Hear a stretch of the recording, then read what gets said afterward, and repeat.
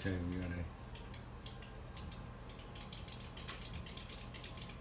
a circular gate on a Paradise Arcade Magenta.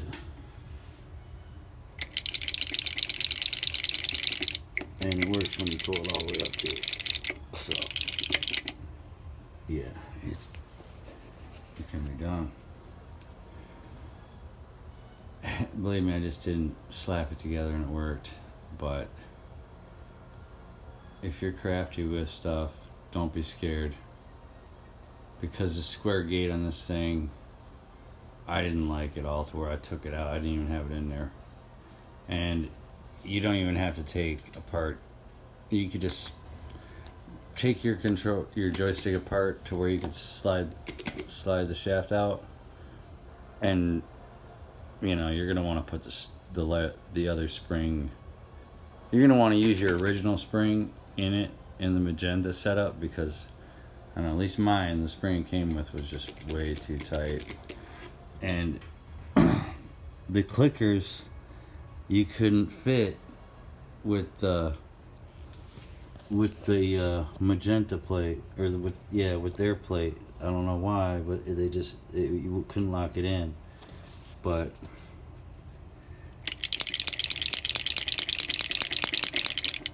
yeah, I had to use some O-rings and some spacers and do some sanding and drilling, but I got it right, and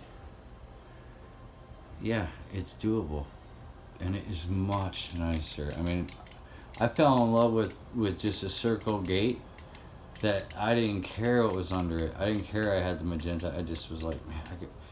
And now, even, I still got the normal one.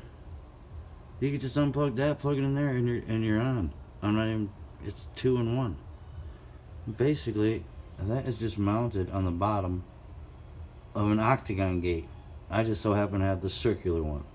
So your octagon gate, you can mount this right on it.